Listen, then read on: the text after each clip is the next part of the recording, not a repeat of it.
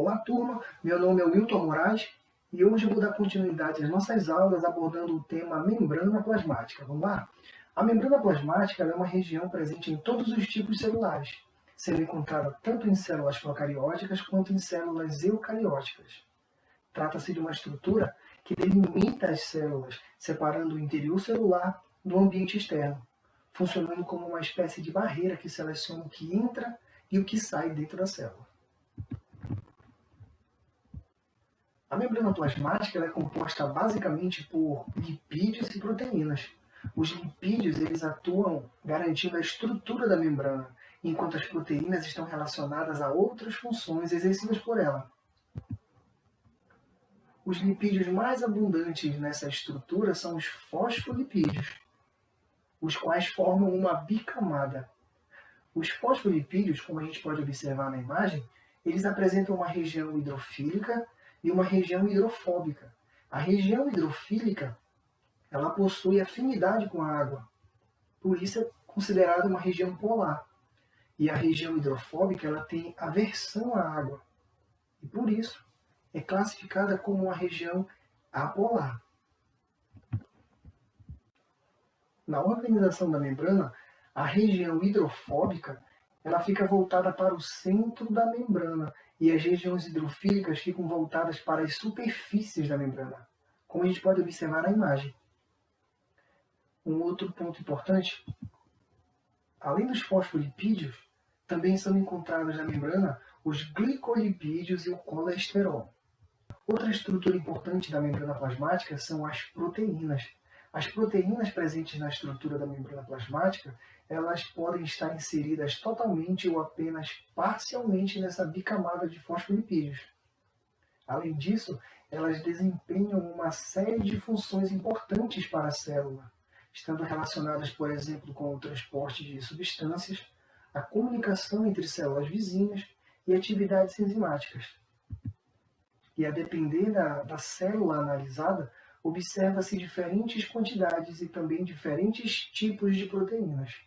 Podemos classificar essas proteínas em dois grandes grupos principais: as proteínas integrais e as proteínas periféricas. As proteínas integrais são aquelas que penetram na bicamada lipídica. Algumas atravessam completamente a membrana. São as chamadas proteínas transmembrana. O outro grupo são as proteínas periféricas, que são aquelas que não penetram na membrana plasmática, estando apenas conectadas de forma bem fraca à estrutura da membrana. Na região mais externa da membrana plasmática é possível observar uma área denominada glicocálice. Essa região ela é mal delimitada e está relacionada com processos tais como proteção contra lesões, reconhecimento de moléculas e adesão celular. Um outro ponto que é importante aqui a gente conversar é sobre o modelo que descreve a membrana. Atualmente, o modelo que descreve a membrana plasmática é chamado de modelo do mosaico fluido. O mosaico ele é considerado uma arte decorativa que consiste em criar figuras geométricas ou abstratas com pequenos fragmentos. Dizemos que a membrana se parece com um mosaico, pois ela é constituída por uma série de proteínas inseridas na bicamada lipídica. E a gente chama a membrana de fluida, porque esses componentes que estão inseridos na camada lipídica, eles são capazes de se movimentar por toda a estrutura. Tanto as proteínas como os lipídios, eles possuem essa capacidade de se mover.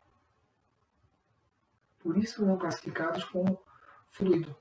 Mosaico, por parecer com uma estrutura de um mosaico, e fluido por apresentar movimentação.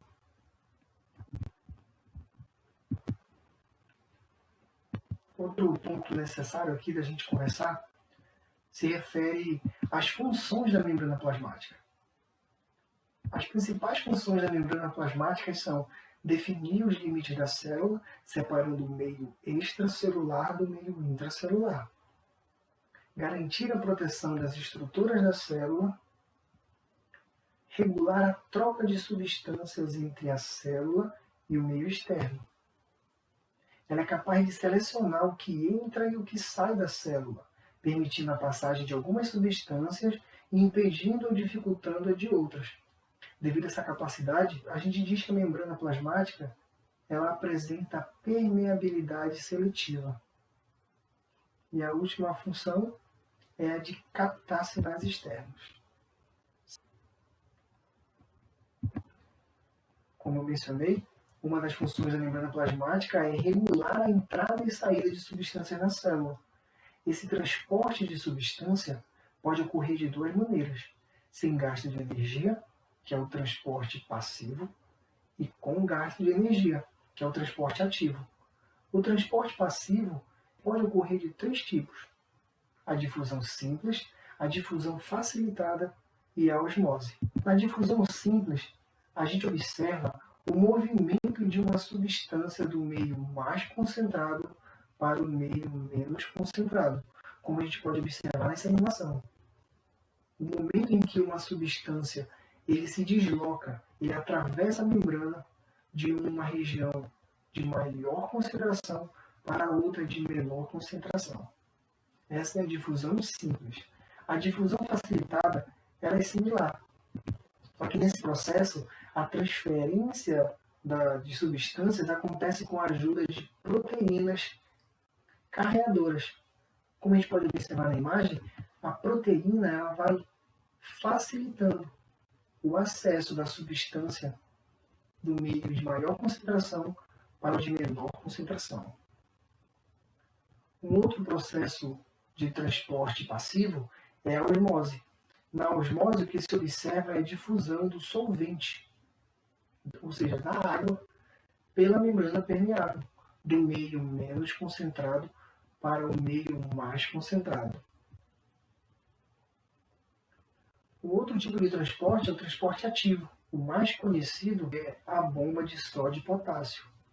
Nesse processo, ocorre bombeamento de íons contra o gradiente de concentração.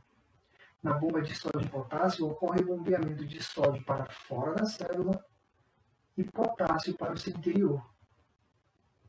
Gradiente de concentração é o termo que a gente usa para definir a direção do deslocamento de uma substância. Por exemplo, na difusão, as substâncias elas se deslocam de um meio de maior concentração para um de menor concentração. Esse sentido natural, a gente fala que ele está seguindo o gradiente de concentração. No transporte ativo, há gasto de energia porque o processo ele realiza esse movimento inverso. As substâncias se deslocam contra o gradiente de concentração, como a gente pode observar nessa animação.